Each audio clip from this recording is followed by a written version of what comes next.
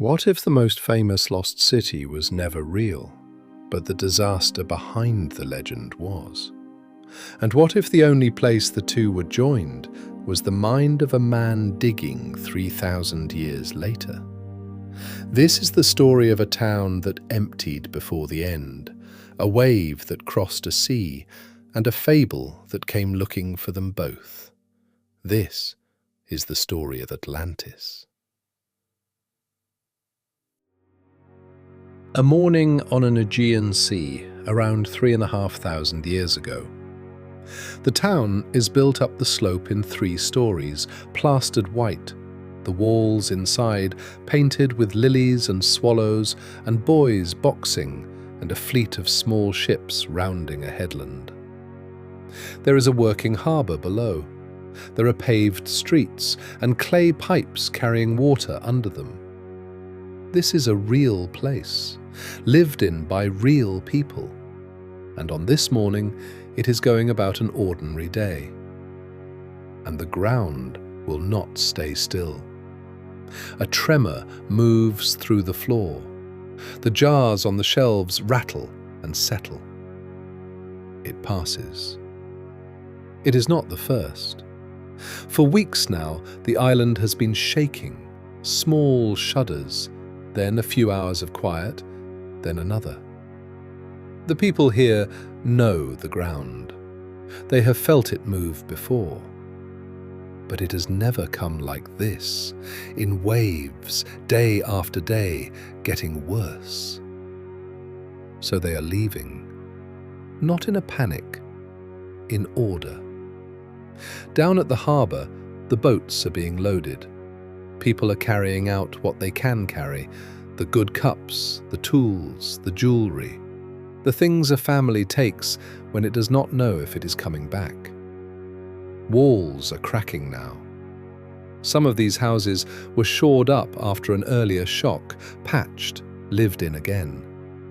This time, the patching has stopped. This time, they are walking down to the water, getting in the boats, and going. And then, the streets are silent. Step into one of the houses they left. The walls are still painted. The big storage jars still stand in their rows along the wall, some of them still holding what was put in them. The grinding stones sit where they were last set down. The stairs go up to a second floor and a third. Everything is in its place. It is a home, paused. But the people are gone. And so is almost everything worth carrying. The cooking pots are here, the jewellery is not. The furniture is here, the tools of any real value are not. Across the entire town that has been dug out of the ground so far, archaeologists have found a single object made of gold. One. In a town this size, a town this rich, that emptied in good order over weeks, leaving one gold object behind. And in all the streets and rooms uncovered so far, they have found no human remains at all. No one stayed. They felt it coming, and they left, and they took almost everything with them. Where did they go? We have just stood in a real room in a real town that real people walked out of. The grinding stones where they set them down, the jars still in their rows, the stair going up to a floor no one climbed again. Hold on to that room, because most people arrive at a story like this with a different question in mind. And it is worth setting that question down before we go on. That town has a name. The island has a name everyone knows. We will get to both. But people do not usually come to a story like this asking about a Bronze Age port. They come asking where Atlantis was and whether someone finally found it. There was never an Atlantis to find. Atlantis is not a place that was lost. It is a story that was written. It appears in exactly 2 documents, 2 dialogues by the Athenian philosopher Plato, set down around 360 years before the Christian era, and it appears nowhere before him. No earlier Greek mentions it, no Egyptian record names it, no older poem, no older history, nothing. Every Atlantis you have ever heard of, every map, every documentary, every lost continent theory, traces back through 23 centuries to those two texts by that one man, and stops there. This is the settled view among the people who actually study the texts, and we will come to exactly why at the end. But take a moment with how strange that flaw is. The single most famous lost civilization in the world has the thinnest possible paper trail. One author, two texts. And one of those two texts, the one that describes the lost city in loving detail, breaks off in mid-sentence and was never finished. That is the entire evidentiary basis for Atlantis. Everything else, every theory and every search is built on top of it. And that changes what kind of story this is. There was never an Atlantis is not the end of the mystery. It is the floor the real mystery stands on. Because something did happen. There is a true catastrophe under all of this, enormous, dated, dug out of the ground, and it raises harder questions than the fable ever did. Who took a real volcano and welded it to this invented city, and when? Where did the people of that emptied town actually go, and how does a disaster this size fall so completely out of human memory that, when it finally surfaces again, it surfaces as someone else's fiction? Hold all three of those. The rest of the hour is the answer to them. So, if the famous city was invented, what is the real thing? The room we just stood in? That town is Akrotiri. The island is the one the Greeks later called Thera. Today you know it as Santorini, the crescent of cliffs that tourists photograph at sunset. And the thing that emptied the town was the volcano those cliffs are the rim of. Around the time that family carried its cups down to the boats, that volcano produced one of the largest eruptions in all of human experience. That eruption is real. It is dated, measured, dug up, and argued over. It is the best evidenced part of this entire story. The myth is the part that isn't. And one warning to carry through the whole hour, plainly and early. Nothing joins this volcano to that famous myth except us. Plato never wrote the word Thera. He never mentioned a volcano, or this island, or this town. Whatever ties the eruption to Atlantis was tied in our own time by people looking backward, and we will get to exactly who and exactly how at the end. For now, hold the two things apart. There is a real catastrophe. There is a famous legend. They are not the same story. One of them actually happened. To understand the one that happened, go back to the days the family was carrying its goods to the boats, and then forward into the hours no one was left to see. Start with the warning, because the warning is the most human part of what happened, and it is written into the ground. The island did not blow without notice. For a long stretch before the end, weeks by the best reading of the wreckage, it shook. The shaking came and went and came back stronger. We know this because of what the town does in response, and it is worth being precise about how we know, because there is no eyewitness, no letter, no carved account of any of this. There is only the wreckage, and the wreckage talks. Some buildings show damage from an earlier quake, then repairs made carefully in stone and timber, then people living in them again, the rooms put back in order, and then, near the end, the repairs stop. There are collapsed staircases that were halfway through being cleared, the debris pushed to one side and left. There are walls braced with props and abandoned mid-brace, as if the work simply stopped one day and no one came back to finish it. There are heaps of rubble that had been gathered up to be carried out and never carried out. Read all of that together, and it tells a story without a single word in it. A town that had learned to live with a restless island, that patched and rebuilt and stayed, and that then, at some point, reached a moment where it stopped patching, because patching no longer made sense. The town was reading the ground, and at some point it decided the ground was telling the truth, and it left. That is the evidence for the evacuation. Not a dramatic scene anyone wrote down, but an absence, the same emptiness the abandoned rooms showed, the valuables carried off and no one left behind. The best reading of that is an organized departure.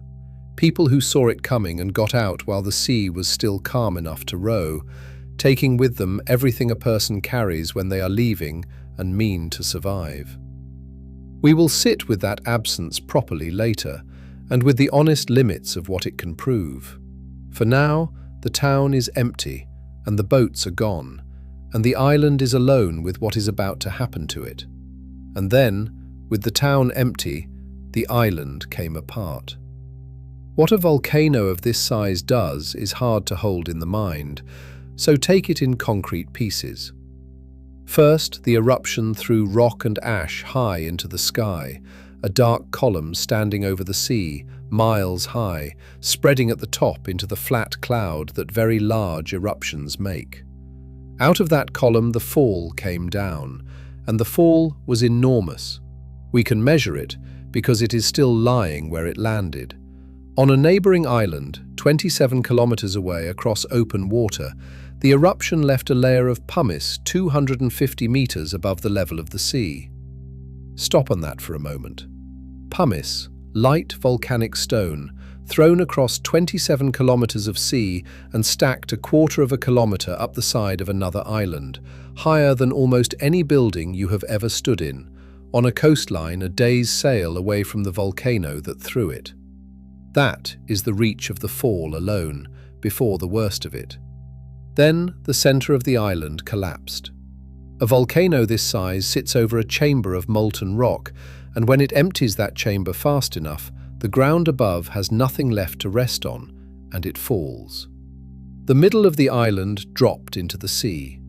The single round island that the town had stood on became what is there to this day, a ring of high cliffs around a flooded crater, the water filling the hole where the center used to be.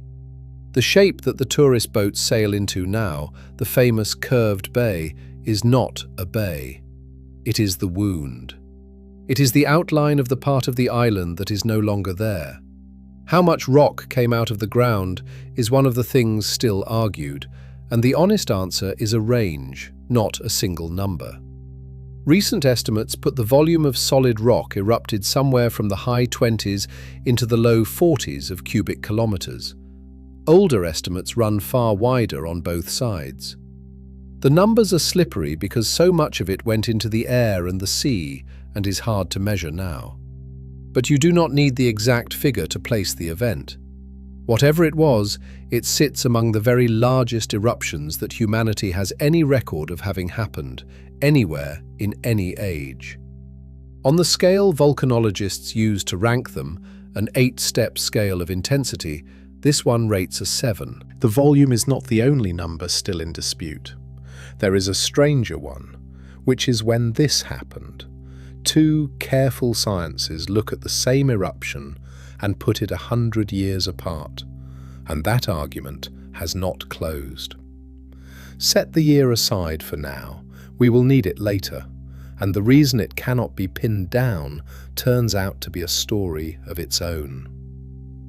And when that much land drops into the sea in a matter of hours, the sea answers. The collapse and the surges of the eruption pouring into the water drove out tsunamis. The wave heights near the source are a matter of modelling, not measurement, and the models are hard to believe. Tens of meters of water, by some estimates well over 100. And those waves did not stay near the island. They set out across the open Aegean in every direction, toward every coast within reach. What we can attest is what they did when they arrived.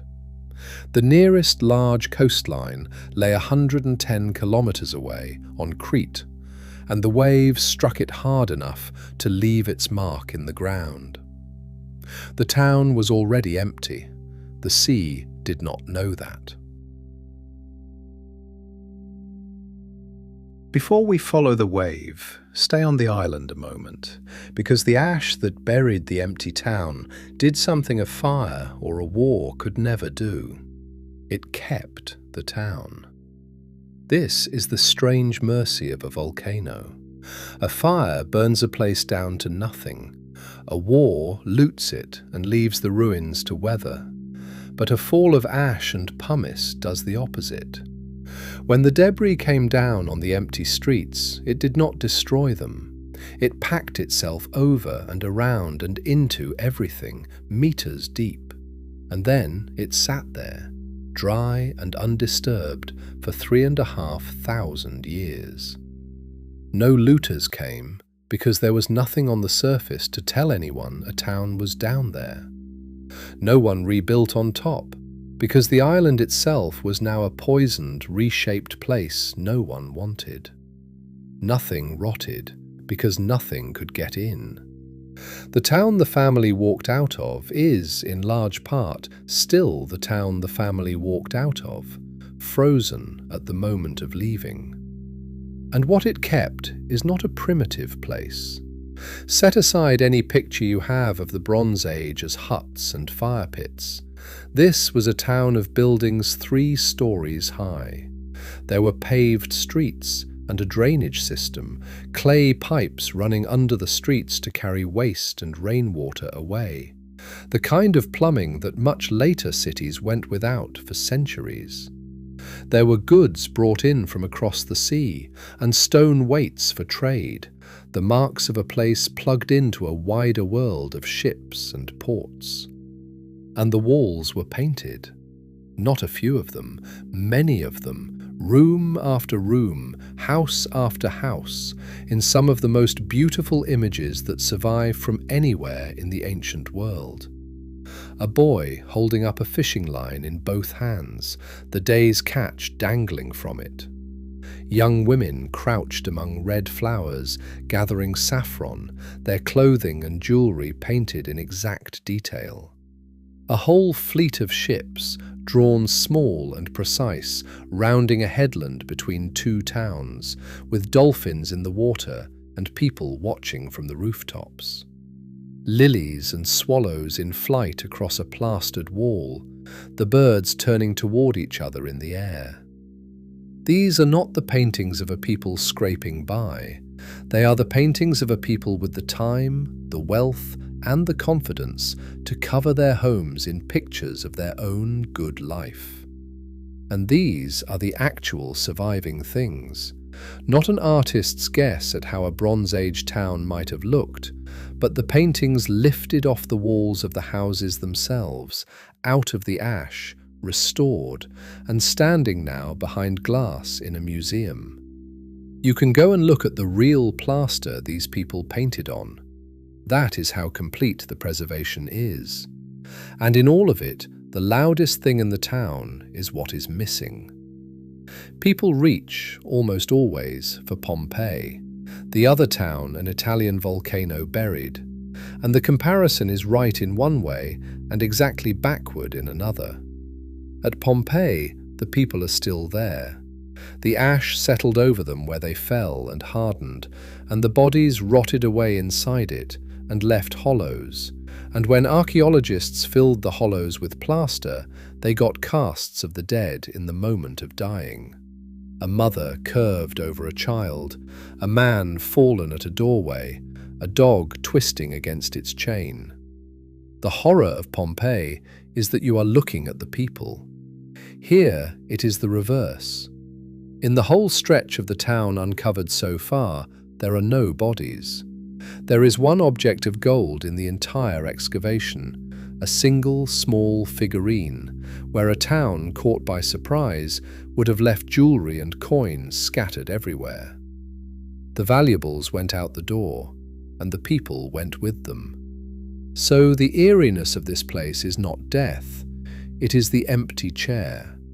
The town is set, fully, completely, as if for a life that simply stood up and walked away and never came back and was never found.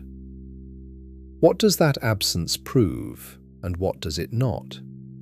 It is the strongest evidence we have that the people of these houses got out in time, an organised escape ahead of the worst. It is not proof that every soul on the island lived, Only part of the town is dug, and the wider event most certainly did kill people. Where the people of this town went after their boats cleared the harbour is one of the genuine unknowns of this story, and it is the human question the myth will later answer wrongly. We have everything they owned. We do not have them. So, if the town emptied and no one died in these streets, did the eruption kill anyone at all? For a long time, the answer to that question was, we don't know of anyone. The island walked out, the wave crossed an empty stretch of sea, and whoever it reached on the far side had left no body anyone had found. Then, in 2022, the sea gave one back. On the coast of what is now Turkey, on the Anatolian shore across the water from the volcano, there is a Bronze Age site. The place is called Çeşme Balararası, but what matters is not the name, it is what was read in its ground. Because the layers there are a record of the disaster arriving, written in the order it happened. First, in the layers, a band of volcanic ash, the fine grey fall from Thera, drifted across the sea and settled on this coast like everywhere else. And then, above and through that ash, the marks of water. Not one wave, but at least 4. The excavators could read the back and forth of it, debris driven inland, walls knocked flat, stone and rubble picked up by the sea and carried and dropped where it did not belong, and then the scouring as the water dragged back out, and then it all happening again and again, 4 times over. This is what a tsunami leaves when it reaches a town. Not a single clean line, but a churned, layered mess of the sea coming in and going out and coming in. And in that churned wreckage, they found the dead, a young man and a dog. That is the first identified human victim of this entire event. For all the size of the eruption, for all the modelling of waves 100 meters high, for all the ash spread across the eastern Mediterranean, here at last was a person. One young man on a coastline 100 kilometers from the volcano, caught by the water the eruption sent out, killed by it and buried by it under the rubble it threw inland, and then lost there for 35 centuries until someone in our own time read the layers carefully enough to find him. And beside him a dog, which is the kind of detail that does something to the distance. 35 centuries collapse a little when you learn there was a dog. The find did one more thing beyond putting a face to the disaster. It confirmed the reach. Before this, the tsunami's 100-kilometer journey was a model, a calculation. Now it was a body on a shore, exactly where the calculation said the water would have gone. The wave was real, and it travelled, and it killed. Hold the 2 pictures side by side now.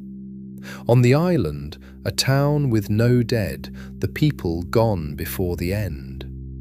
On the far coast, a man and his dog the wave did not let leave. Both are true.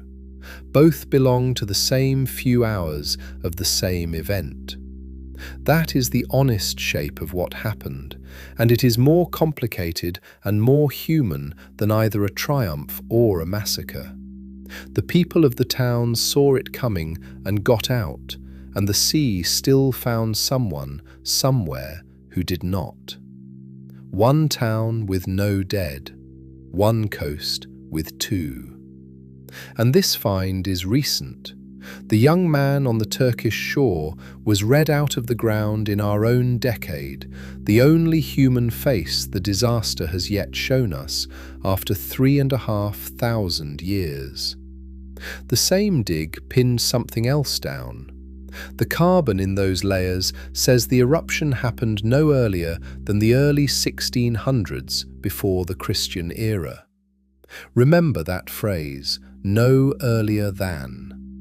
It is a clue in an argument that has not been settled, and we will come back to it. Here is where the popular version of this story goes wrong, and the truth is better than the version it replaces. The popular version is simple and dramatic. The volcano destroyed a great civilization.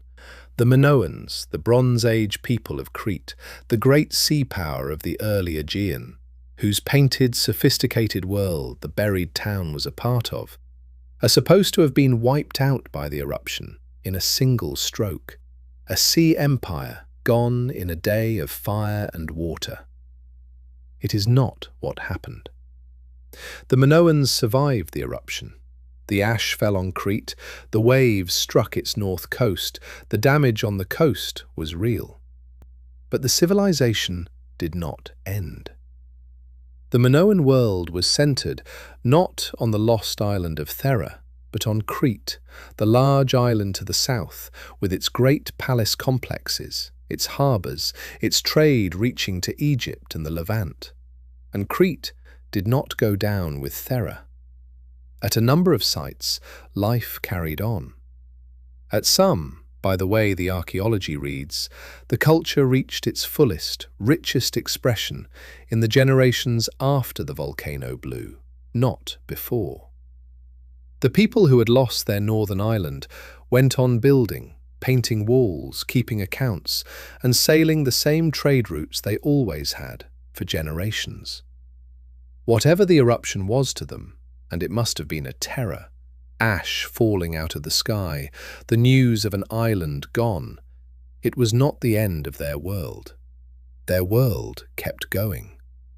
The end came later, and it came slowly, and it did not look anything like a volcano. Generations after the eruption, the great palaces of Crete were destroyed. But look closely at how, and the pattern refuses to fit a natural disaster. The destructions did not all happen at once, in the single bad year an earthquake or a wave would give you. They came across a span of time, and they were uneven. Some places burned, while others close by were untouched, and at the greatest centre of all, the destruction fell on the town, while the palace itself was spared and kept functioning. An earthquake does not choose. A wave does not spare the building next door. This selectiveness, some sites struck, some left, the timing spread out, is the fingerprint not of the earth, but of people, of raids and takeovers and fires set on purpose. And there is one more tell, quieter than the burning, and it is the clearest human image of what happened. Before the fall, the people of Crete kept their records in a writing of their own, a script the islanders had used across their world for generations to tally goods and run their palaces, scratched into clay tablets. After the fall, the record-keeping on Crete continues. The tablets keep being made, the accounts keep being kept, but in a different script. The new writing is the writing of the Greek mainland, of the people we call the Mycenaeans. And we can read the mainland one, because it turned out to be an early form of Greek, so we know that the hand now keeping the accounts on Crete was a mainland hand, writing a mainland language. The islander's own script simply stops, and the foreigner's script takes its place at the very same desks. Think about what that one change contains. Not a battle, not a massacre, nothing dramatic. Just the accounts of a place, kept the same way they were always kept, except that the language has changed and the people writing them have changed. A culture's own hand, on its own tablets, in its own tongue, set quietly aside, and a foreign hand keeping its books now. That is what being absorbed looks like when you find it in the ground. The island that had been the beating centre of the Aegean became a province in someone else's world, and the change was written down by the very accountants who carried it out. Why did it happen? The best synthesis is a mix, not a single villain. environmental damage to the land over time, the strain of holding a far-flung trading world together, a society weakened on several fronts at once, until mainland rivals who had been the junior partners could move in and take what was left.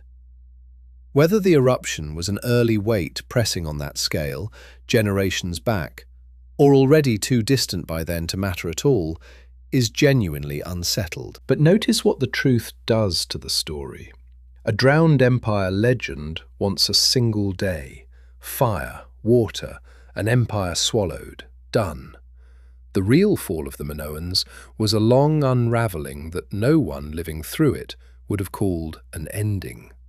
There was no day. There was a slow century in which a great sea people stopped being themselves, and the people inside it mostly could not have told you it was happening. That gap between the day the legend needs and the slow fade the record actually holds is the gap this whole hour is about. The volcano did not end them. It only outlived the story that says it did. We can tell you an enormous amount about this eruption, how big it was, which way the ash blew, that the sea came in as waves on a far coast, that the town emptied first. We cannot tell you what year it happened, and the reason is one of the most interesting fights in the study of the deep past. Two reputable sciences look at this eruption and disagree by about 100 years. One reads time in living things. Trees lay down a ring a year. The rings can be counted across thousands of years into a calendar, and the carbon in old plant material is matched against that calendar to date when the plant died. Run that on the eruption, and it points to the late 17th into the early 16th century before the Christian era, the older end of the argument. The other reads time through objects. Egyptian things, pottery, the styles of a known dynasty turn up in the same buried layers as Aegean things, which sets the Aegean clock against the well-kept Egyptian one. Run that, and the eruption lands later, in the mid-16th century. The gap is roughly a century, and it has not closed. That sounds small across 3,500 years. It is the difference between two completely different histories of the same event. Live in each one for a moment. Suppose the volcano blew in the 1600s, the older date. Then it is already an old event by the time the great houses of Crete begin to burn.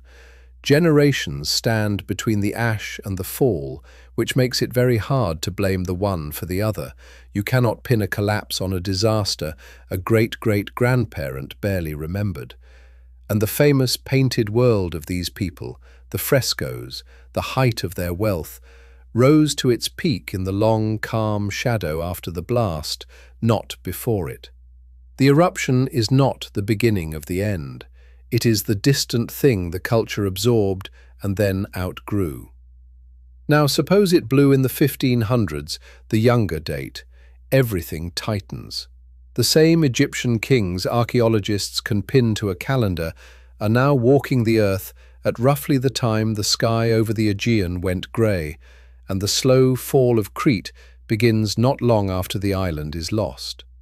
Cause and collapse press close, near enough to tempt you to draw a line between them, even if the line could not be proven. Same volcano, same ash, same buried town, same drowned man on the far coast.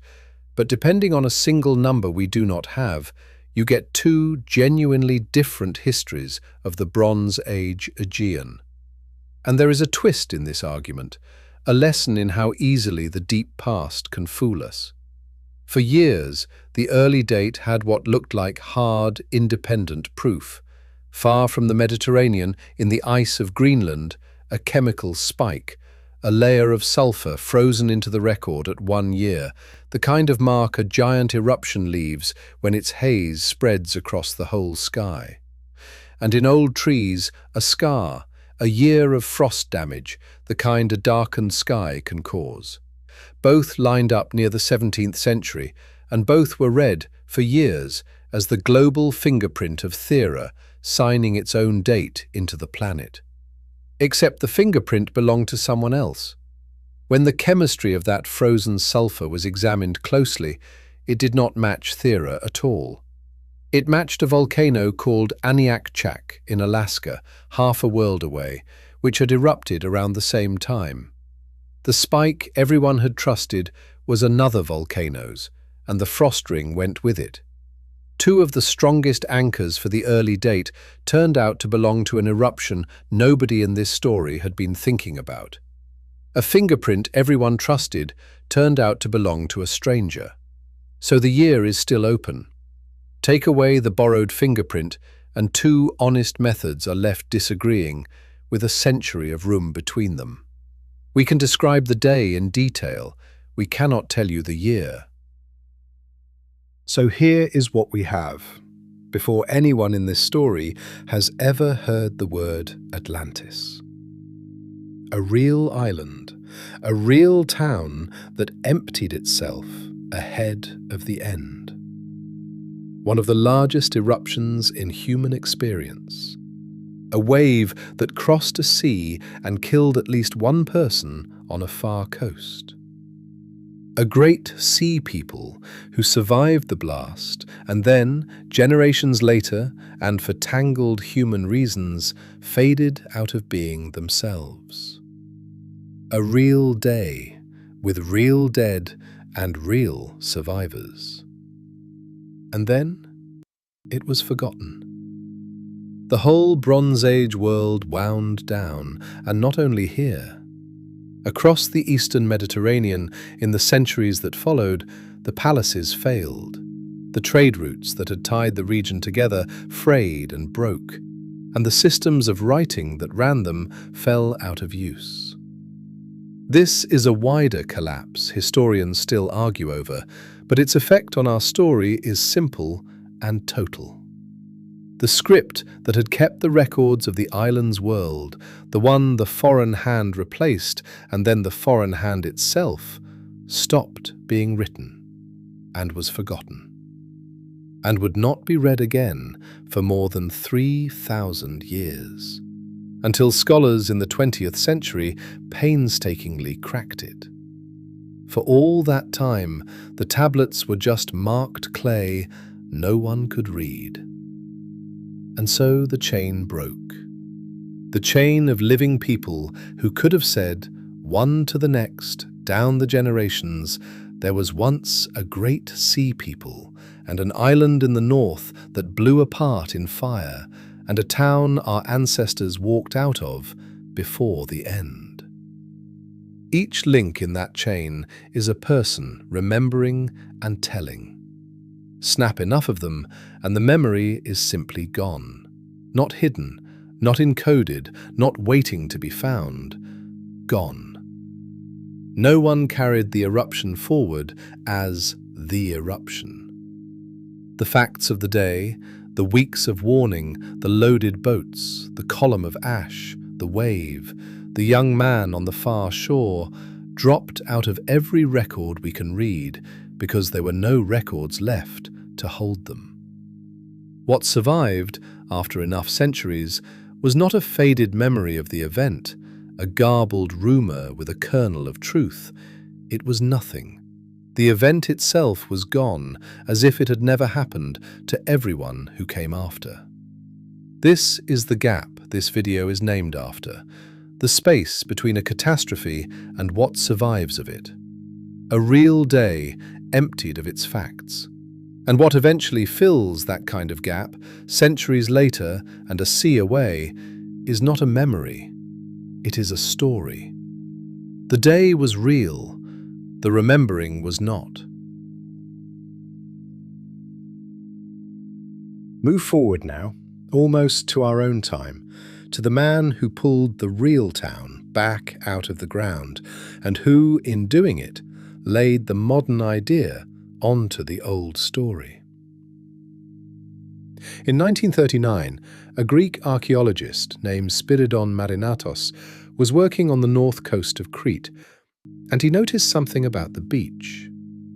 There was pumice, light, water-worn volcanic stone, set into the ground in a way that looked to him like the sea had thrown it there, carried it inland and dropped it where the land met the water. He had read about Krakatoa, the Indonesian volcano that only decades before, in the 1880s, had blown itself apart and sent waves that drowned coastlines and killed tens of thousands.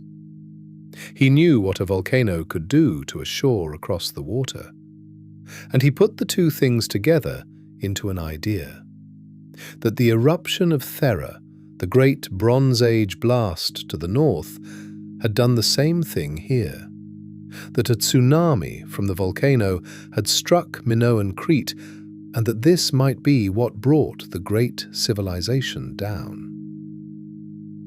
It was a bold claim, and at the time it was thin on proof. He had a beach full of misplaced pumice and a comparison to Krakatoa, and not much more. The journal that published him was uneasy enough that the editors added their own skeptical note to the end of his article, a quiet way of saying, "We are printing this, but we are not sure." And then the idea sat.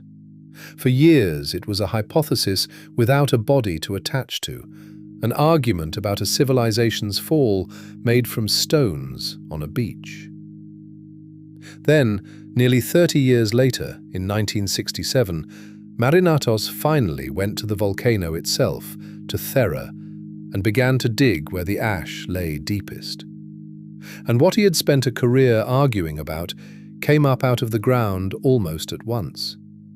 Within hours of the first trenches, there were walls, then streets, then the realization that this was not a building, but a town. 3 stories of it, sealed and waiting since the Bronze Age. A few years into the dig, his team eased out of the ash a painting of lilies and swallows that was still standing exactly where it had been painted, upright on its own wall, the first fresco recovered at the site in its original place.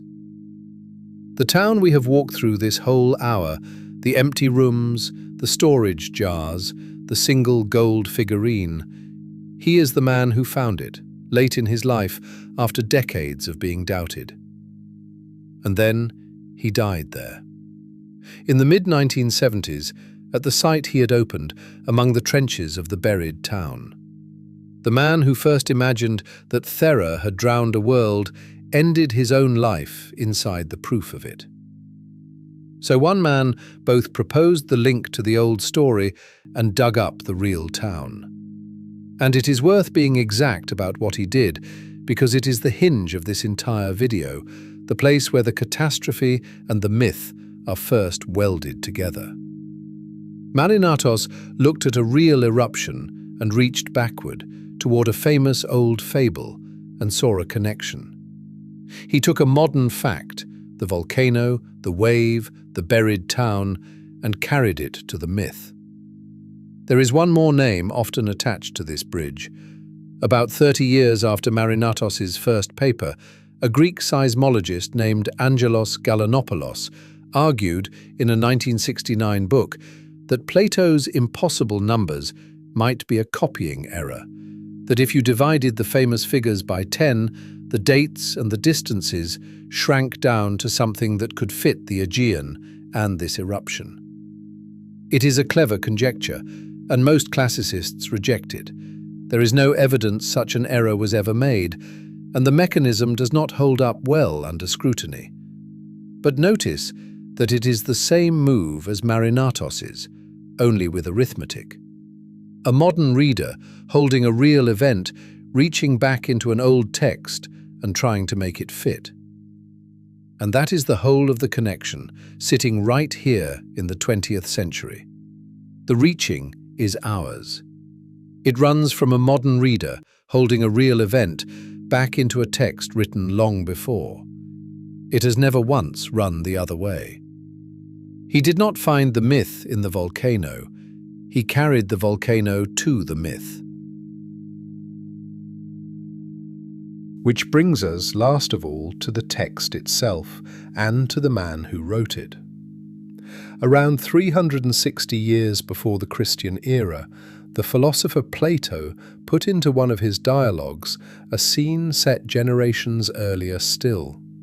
An aged Egyptian priest speaking to a visiting Greek statesman named Solon, telling him that the Greeks have no grip on their own deep past. The line he gives the priest is this: "O Solon, Solon, you Hellenes are never anything but children, and there is not an old man among you."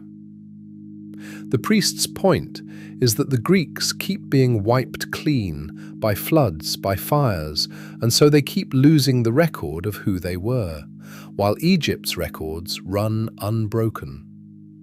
It is a line about memory and forgetting, set down by a man who was inventing the very thing he was describing.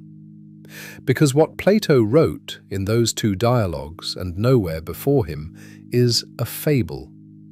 He describes a great island empire beyond the edge of the known world, mighty, arrogant, at war with an ideal early Athens. And then, he writes, there occurred violent earthquakes and floods, and in a single day and night of misfortune, the island sank into the sea and was gone. Notice the corrections, because they matter, and because the popular versions almost always get them wrong. That famous line, "sank in a single day and night," is from the dialogue called Timaeus. The other one, Critias, the dialogue that describes the island in loving detail, its rings of land and water, its harbours and temples, breaks off mid-sentence and was never finished. It stops before the destruction ever comes. The most detailed account of Atlantis in existence is a fragment that its own author abandoned. And then there is the number. The priest dates the whole affair to 9,000 years before Solon's own lifetime. 9,000 years. Sit with that. Solon lived around 600 years before the Christian era, so the priest is placing this war and this sunken empire at something like 9,500 years before our own era, in the depths of the last ice age, before farming, before cities, before writing, before anything we would recognize as civilization existed anywhere on Earth. That is not a date a real record could hold. There were no records then to hold it. It is a number chosen for its vastness. It tells a careful reader that what follows is a constructed tale, a philosopher's instrument, not a chronicle of something that happened. And we even know roughly what the instrument was for. Plato was not writing history, he was writing about politics and the soul, about the ideal city and what corrupts it. His Atlantis is a mighty naval empire, rich and proud and bent on conquest, and it is set against an older, simpler, virtuous Athens that stands up to it. The drowned empire is a warning and a foil, a picture of the kind of power Plato distrusted, built precisely so that his ideal city could be measured against it. Read that way, Atlantis does exactly the work a philosopher needs it to do, which is itself a reason to doubt it was ever anything but built for the purpose. So now hold the whole shape of it in one view. There is a real volcano, dated and dug up. There is a real myth, written by one man for his own purposes. And the join between them was made in the 20th century by people like Marinatos, looking backward and seeing their eruption in his fable. The arrow points one way. Modern readers read the volcano into Plato. No line of Plato points back out at Thera. He never wrote of this island, this town, this eruption. The priest is not preserving a true record of a real disaster because the disaster had been forgotten centuries before Plato was born, and the 9,000-year frame marks the tale as invention. The connection is real, but it is our connection. a modern reading laid onto a fiction the volcano had nothing to do with. This is also where the lost continent maps come from. Plato's island was built as rings of land and water, circle inside circle. That single image is why, every few years, someone points at a circular shape somewhere on Earth, a ringed formation in the Sahara, say, and calls it the Lost City. But a circular shape eroded out of rock over 100 million years, with no streets, no walls, no harbour works, no sign that anyone ever lived in it, is a circular shape. It is not a city. A resemblance is not a record. The volcano is real. The myth is real. The line between them is ours. So what really happened to Atlantis? Nothing happened to Atlantis because there was never an Atlantis. A man wrote it for reasons of his own, and the world has been looking for it ever since. But a real day did happen. A town on an island in the Aegean read the ground and emptied itself before the end. A volcano among the largest in human experience took the island apart. A wave crossed a sea and found one young man and his dog on a far coast. A great sea people survived the blast and then faded slowly out of being themselves. A fall no one alive would have called an ending while it was happening. And then all of it was forgotten, so completely that when a famous story of a drowned empire finally surfaced, written by a philosopher who had never heard of any of these people, it took 23 centuries and a man with a trowel to look at the two things and decide they belonged together. The legend the world kept is not the thing that was lost. The thing that was lost is smaller and truer, and it is still here. A room of painted flowers, a town that emptied before the end. The people who carried their cups down to the boats and rowed away from a shaking island and went somewhere we cannot follow. This wall is what remains. It was painted by someone whose name we will never know, in a town walked out of 3,500 years ago, and it outlived every single person who could have told us what the day was really like. The town is gone. The people are unaccounted for. The year is still unsettled. And this is what remains.